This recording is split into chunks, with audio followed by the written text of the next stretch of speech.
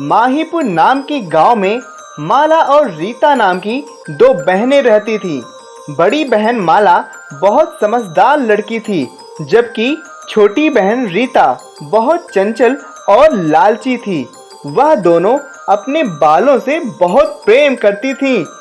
उनके पिता एक वैद्य थे, जिसके कारण माला हमेशा किताबों से पढ़कर तरह तरह के लेप अपने बालों पर लगाया करती थी, जिससे उसके बाल सुंदर और लंबे हो गए थे।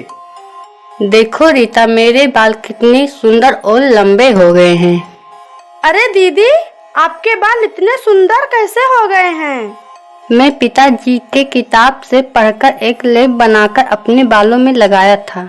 रीता सोचती है, अगर मैं भी यह लेप लगाऊं तो मेरे भी बाल सुंदर और लंबे हो जाएंगे। एक दिन रीता किताब से पढ़कर गाढ़ा लेप बनाती है और रात में लगाकर सो जाती है। और रात में वो अपने लंबे लंबे लहराते बालों का सपना देखती है। वाह, कितना सुंदर सपना था। मेरे सुंदर सुंदर लंबे लंबे बाल लहरा रहे थे।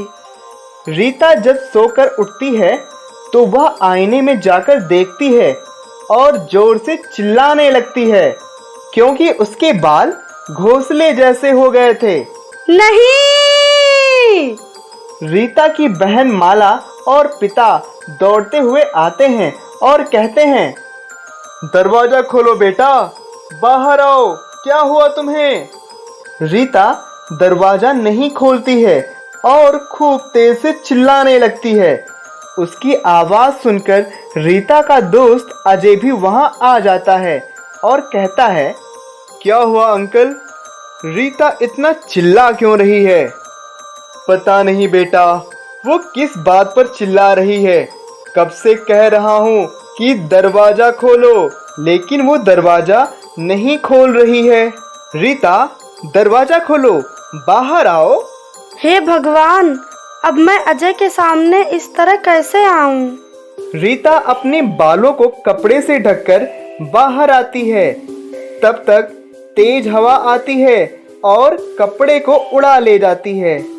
सब उसका बाल देखकर हंसने लगते हैं। तब तक एक चिड़िया उड़कर आती है और रीता के बालों में बैठ जाती है और कहती है, आज से ये मेरा नया घर है। अजय ने सोचा, यह सब कैसे हो गया। वह रीता के कमरे में गया तो देखा कि एक कटोरी में लेप लगा है और कटोरी वैद्य जी को दिखाया। ये क्या है रीता, तुमने अपने बालों पर कुछ लगाया है? हाँ पापा, कल किताब में पढ़कर मैंने एक लेप लगाया था। सब औषधि एक साथ ही लगा ली थी क्या? हाँ पापा। अरे पागल, मुझसे एक बार पूछ ली होती। ये सारी औषधि नहीं लगानी थी, केवल एक ढक्कन एक दिन में लगानी थी। अंकल, इसका कोई उपाय नहीं है? एक उपाय है। जंगल में एक विचित्र जादुई पीले रंग का पुष्प है, जो केवल कुछ ही समय के लिए खिलता है। अगर वो पुष्प लाकर रीता के बालों पर लगाएं तो इसका बाल ठीक हो सकता है, और अगर ऐसा नहीं हुआ तो इसका बाल जिंदगी भर के लिए ऐसे ही हो जाएगा। रीता ये बात सुनकर रोने लगी। रीता, तुम रो मत, हम अभी पुष्प लाते हैं। सब लोग जंगल जाने लगते हैं। तब रीता के पापा कहते हैं, बेटा, वो पुष्प सूरज के ढलने से पहले लाना है। ठीक है अंकल, हम जल्दी पुष्प लाएंगे।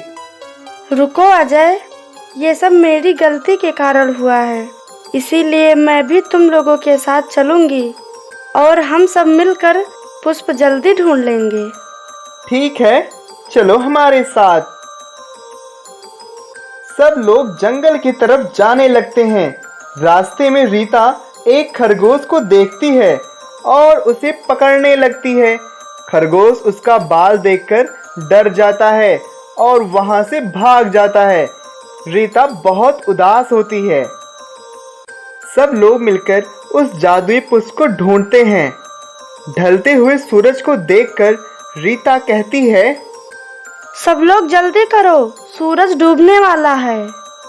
आखिरकार अंत में वह जादुई पुष्प मिल जाता है। ये रहा जादुई पीले रंग का पुष्प। वो जादुई पुष्प लेकर सब लोग घर आते हैं और वैद्य जी उसे पीसकर उसका लेप रीता के बालों पर लगाते हैं और रीता सो जाती है। सुबह उठने के बाद आईने में देखकर फिर से चिल्लाती है, नहीं। सब लोग आवाज सुनकर दौड़ते हुए आते हैं। क्या हुआ रीता? रीता दरवाजा खोलकर बाहर आती है और कहती है, आज तो मैं खुशी से चिल्ला रही थी, देखो मेरे बाल मुझे वापस मिल गए। धन्यवाद उस जादुई पुष्प का और तुम सबका भी।